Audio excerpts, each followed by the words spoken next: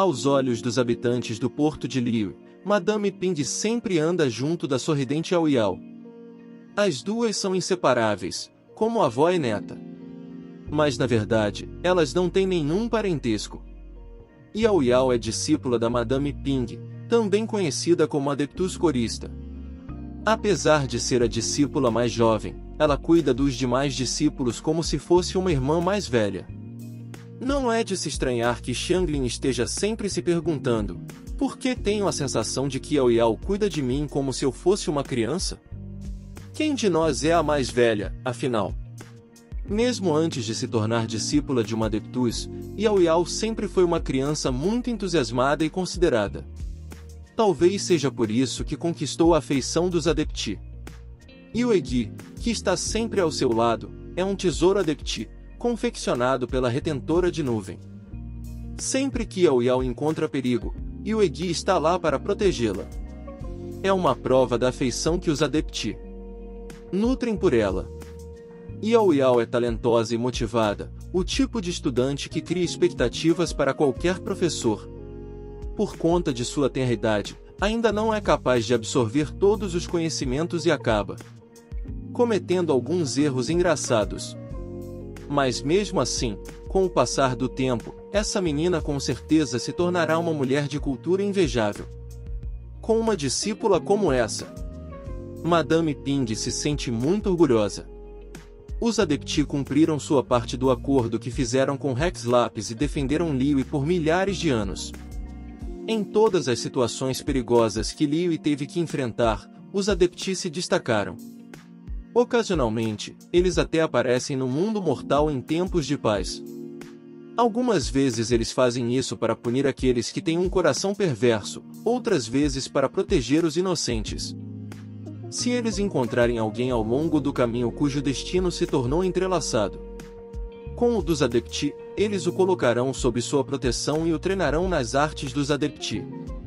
Entre eles, a Adeptus Corista sempre foi uma das que tiveram mais contato com mortais.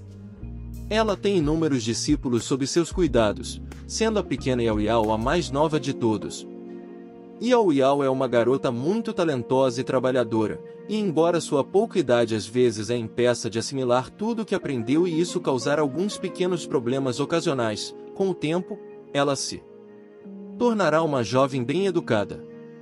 Yao Yao tem uma personalidade gentil e atenciosa e trata a todos com sinceridade e generosidade. Ela não apenas recebeu o acolhimento da Adeptus Corista, como também é adorada pelos outros discípulos de sua mestra. A maioria das pessoas nunca terá a sorte de entrar na morada dos Adepti do relevo de Jueyun, mas Yao Yao transita livremente entre os lugares quando quer. De fato, o amor que ela recebe dos Adepti em sua tenra idade é algo invejável. Aos olhos das pessoas do porto de Liyue, Madame Ping é frequentemente vista ao lado de Yao Yao. As duas refletem a imagem de uma dupla amorosa de avó e neta. Na verdade, não existe relação sanguínea entre elas e Yao Yao é discípula da Madame Ping, a Adeptus Corista. Quando Yao Yao se tornou discípula da Adeptus, ela ainda era muito nova para aprender a ler e escrever, então sua mestra começou por ensiná-la os bons modos do dia a dia e a etiqueta dos tomos de poesia. Conforme ela foi crescendo, a Adeptus Corista gradualmente adicionou ritos dos Adepti, seus métodos de evolução e a arte da lança nas aulas de Yao Yao.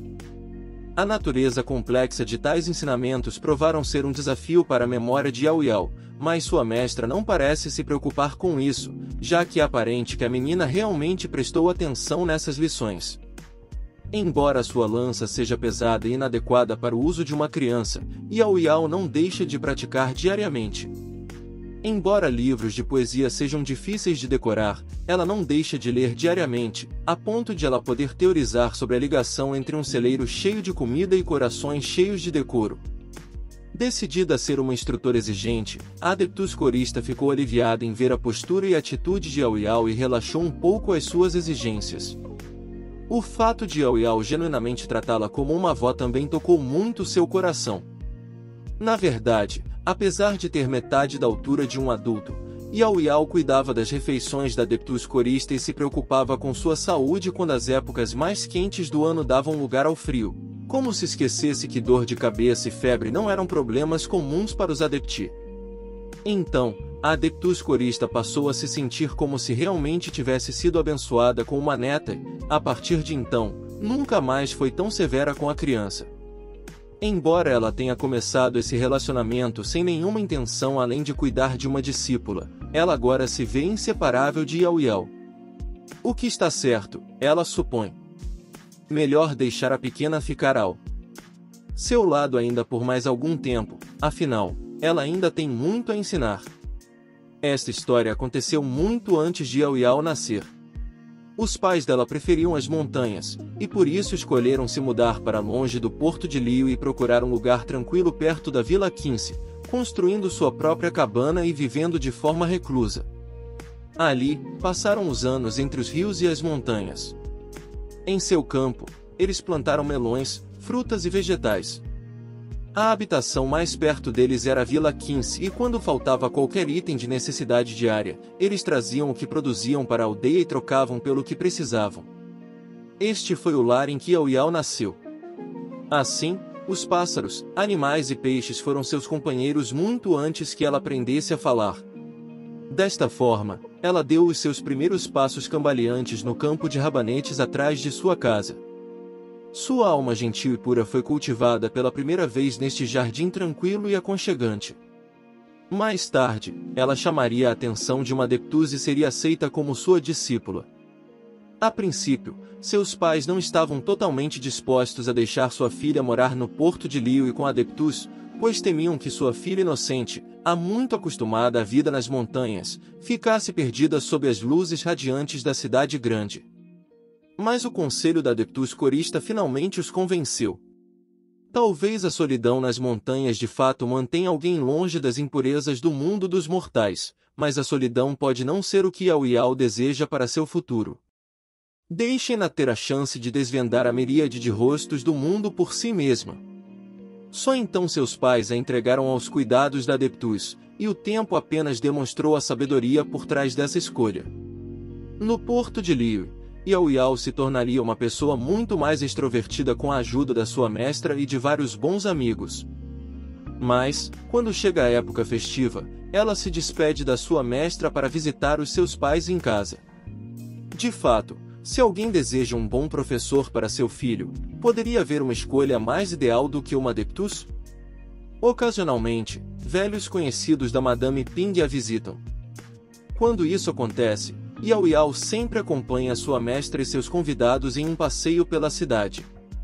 Como vem de longe, os seus convidados costumam visitar as lojas, restaurantes e também a casa de Xiaoyu para ouvirem recitais de poesia ou ópera. Mas sendo a movimentada cidade que Porto de Liu é, Yao Yao e seus companheiros não são os únicos que gostam de visitar a casa de Xia. Muitos estrangeiros também gostam de admirar as tradições de outras culturas. Certa vez, enquanto ouvia uma ópera na casa de Xiaoyu, 3 estrangeiros recém-chegados ali sentaram-se na mesa ao lado. Após ouvir as histórias engenhosas que a ópera contava, os 3 continuaram a conversar com uma xícara de chá na mão e alguns aperitivos à mesa. Por razões óbvias, Yao Yao não se sentiu particularmente incluída na conversa dos adultos, então ela decidiu escutar aqueles 3 curiosos estrangeiros para matar seu tédio. Um deles era uma senhora de Inazuma que alegou que os Adeptus de Liu eram muito parecidos com as sacerdotisas do grande santuário Narukami de Inazuma. Outro era um senhor de Fontaine que reiterou que os Adepti eram uma parte fundamental do funcionamento do sistema de governo de Liu. Será que aquele cavalheiro conhecia Ganyu, a secretária do Skishin? Ou talvez sua nação também fosse governada por um sistema semelhante? O último era um viajante de Mondstadt que parecia fascinado pelas histórias que acabará de ouvir. Parecia que ele só tinha ouvido histórias sobre os deuses na música dos bardos de sua nação, mas nunca sobre seus semelhantes. Animado como estava, o jovem aventureiro perguntou ao mestre da casa de chá se já havia tido a oportunidade de falar pessoalmente com um Adeptus, ao que o mestre respondeu: "São apenas histórias, meu jovem. Nós, mortais, não temos tempo ou direito de caminhar à vontade pelo relevo de Jueyun, então a probabilidade de encontrar um Adeptus é muito baixa." Ao ouvir isso, Yao Yao não se conteve e interferiu na conversa. Isso não é verdade. Os adeptis estão sempre ao nosso lado. Na verdade, o tio Yui achou a sua história muito interessante. Após isso ter sido dito, Madame Ping e seus companheiros caíram em um silêncio mortal. Por fim, Madame Ping soltou uma gargalhada e habilmente mudou de assunto. Yao Yao não entendeu. Por que as pessoas acreditavam que adepti mortais viviam tão longe uns dos outros? Era mais do que óbvio que os adepti andavam entre os mortais, eles só não revelavam a sua verdadeira identidade facilmente. Era só isso. Nem todo mundo tem a oportunidade de ser discípulo de um adeptus. Somente aqueles cujo destino está entrelaçado com estes seres iluminados podem aprender as artes dos adepti. Certa vez, Yao Yao perguntou à sua mestra: Mestra, por que você sempre diz que nossos destinos estão conectados? O que isso significa? Significa que nossos caminhos estavam destinados a se encontrar. Essa resposta foi como uma máxima de um livro de filosofia. Yao Yao sempre teve problemas para entender os ditados e provérbios que lhe eram ensinados. Yao Yao estava brincando nas montanhas quando conheceu sua mestra. Naquela época, ela ainda morava com os pais e tinha o hábito de compartilhar seus sentimentos com as pedras e as nuvens. Para ela, as criaturas e tudo que habitava a montanha eram seus melhores companheiros. Naquele dia, porém, as pedras e as nuvens responderam às suas palavras. Yao Yao ficou tão feliz que passou o dia conversando com eles. Mais tarde, Adeptus removeu sua magia e se apresentou à garota em sua verdadeira forma, mas Yao Yao não parecia nem um pouco surpresa. É da natureza de um Adeptus proteger o mundo e todos os que nele habitam. Os adepti de Liyue têm o dever de cuidar dos outros, da natureza e de tudo que nela vive. E tudo que faz parte deste mundo, por sua vez, faz parte de um ciclo de vida que permite que cresçam sem prejudicar uns aos outros. A atitude de Yao Yao em relação às pedras, nuvens e o resto de seus amigos curiosos era um verdadeiro reflexo da moralidade dos adepti. Por isso, a Adeptus corista fixou o olhar na garotinha.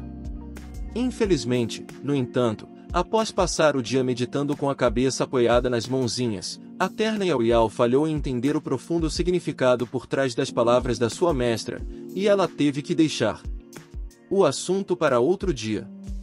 Após seguir sua mestra para morar no porto de Liyue, Yao Yao preencheu sua agenda diária ao máximo. Suas manhãs são para leituras e aulas, as tardes são para treinamento de lance, depois, é hora de brincar, exclusivamente brincar. Brincar, disse sua mestra, não deve ser subestimado e, para uma criança como Yao Yao, aprender e brincar são coisas certas e adequadas a se fazer. Foi durante as brincadeiras que ela encontrou todo tipo de gente, entre elas a capitã da frota Crux, o médico do chalé de Bubu e a pequena assistente de coleta de ervas dele. Assim, ela foi conquistando um grupo cada vez maior de pessoas para perguntar sobre qualquer coisa que ela possa encontrar e que não a entenda imediatamente. Ela também adora explorar a área do porto, a loja dos brinquedos da avó Chan, o grande estabelecimento, ou seja, o restaurante Vame, administrado pela família de sua companheira discípula veterana, os estaleiros. Se há um local que ela pode explorar, ela irá amar explorá-lo. Como tal, ela viu muitas coisas que os livros não podem contar, como as velas dos navios que embarcam ondulando ao vento ou o mapa completo de Liyue que pode ser encontrado no terraço de Yujin. Cada uma delas a ajuda a perceber a vastidão do mundo ao seu redor. Às vezes, sua ideia de brincar a leva para o lado da sua mestra para visitar os adepti de Jueyun. Lá, ela ouviu muitos contos antigos e aprendeu que a verdade do passado é muito mais perigosa do que qualquer tomo pode dizer. A cada dia, ela aprende um pouco mais, e a cada dia, as coisas mudam ao seu redor, nada permanece igual ao que era antes. Essa é a parte favorita que ela mais gosta no porto de Liyue. A vida aqui é como um longo rio, avançando constantemente em grande velocidade. Por outro lado, os dias que ela passou com os pais são como um riacho calmo e tranquilo. O riacho era maravilhoso, é claro, e seu passo suave e ritmo lento lhe proporcionaram muitas lembranças calorosas. O Rio Grande também é bom. Ela assumirá seu impulso incessante e trabalhará duro para se tornar uma adulta da qual tanto sua mestra quanto seus pais possam se orgulhar. E, assim desejando, ela fica ansiosa, com vontade de crescer. A Adeptus Corista tem conhecidos por toda Liyue. Desde o início, ela fazia visitas a muitos deles, dizendo que o treinamento de sua mais nova discípula ainda não havia acabado e pedindo-lhes que cuidassem um pouco mais dela. Sua intenção inicial era apenas apresentar sua aluna e pedir que eles contribuíssem com o aprendizado de Yao Yao para que ela pudesse absorver ainda mais conhecimento. O jeito inteligente e atencioso de Yao Yao, no entanto, provou ser mais cativante do que a Adeptus Corista previu, e a Retentora de Nuvem levou seu pedido a sério. Antes que a mestra ou sua pupila percebessem, a Retentora de Nuvem já havia concluído a criação de um incrível coelho mecânico. Bem, Yao Yao, esta que vos fala pretende dar isso a você. Se você encontrar algum perigo, invoque-o e ele irá te atender. Yao Yao ficou muito encantada com o coelho fofo, dando a ele o nome de Yuegi e levando-o para todos os lugares com ela. Tendo dado este presente, a Retentora de Nuvem procurou a mestra da garotinha para dizer, não sem orgulho nos olhos, que esta deve lhe informar primeiro sobre a outra função desse dispositivo. Se você não conseguir encontrar Yao Yao, basta gritar Yuegi, e a localização dela será informada a você. No entanto, esta aconselha você a não abusar desse recurso, pois quando a criança crescer, ela desejará sua própria privacidade e poderá até mesmo se ressentir por você chamá-la constantemente. Considere o relacionamento leve desta com sua discípula Shen, por exemplo. Ah, não se preocupe. Eu entendo, Retentora de Nuvem. E é bom que você entenda mesmo. De qualquer forma, Yuegi deve nos alertar se alguém tentar fazer mal a ela sem nosso conhecimento, e pessoas grosseiras o bastante para tentar vão precisar de toda a sorte que conseguirem. Por que recebi uma visão? Esta pergunta intrigou bastante Yao Yao nos dias seguintes ao aparecimento daquele objeto. Os deuses queriam recompensá-la pelas boas ações que ela havia feito? Ou foi porque ela tinha sido uma aluna boa e respeitosa? Aliás, a discípula veterana Xianglin e a discípula da tia Retentora de Nuvem, Shen, também tinham visões. Será que isso acontecia porque os deuses reconheciam os adepti, por consequência, também estendiam esse reconhecimento aos alunos de um adeptus? Mas, pensando melhor, nenhuma dessas suposições fazia muito sentido. Foi com um suspiro que Yao Yao se viu sentada nas encostas atrás do porto de Liyue, com seus braços entrelaçados em volta de um cachorro que a havia seguido encosta acima. Esta não foi a primeira coisa que ela achou incompreensível desde que saiu de perto de seus pais, e ela tinha, de modo geral, decidido que suas dúvidas eram inevitáveis, e poderiam esperar até que ela ficasse mais velha, pois seriam certamente esclarecidas quando o momento chegasse. Mas como agora ela tinha uma visão, um item que representava o reconhecimento divino, sentia que não poderia trair toda a esperança depositada nela. Como discípula de sua mestra, ela seguiria seu exemplo e protegeria o povo. Isso significava que ela não só teria que cuidar de sua mestra e de sua veterana, mas também cuidar de sua família e de seus amigos, além de estender amor universal a todas as pessoas. Ah, ela ainda tinha um longo caminho a percorrer. Não tinha como ser de outra forma. Ela ficaria um pouco mais no treino de lança do dia seguinte. E escreveria uma página extra em seu caderno de caligrafia também. Tem interesse em saber mais sobre os personagens de Genshin Impact? Não deixe de acompanhar o canal para mais conteúdos desse tipo. Obrigado por assistir até o final e até a próxima!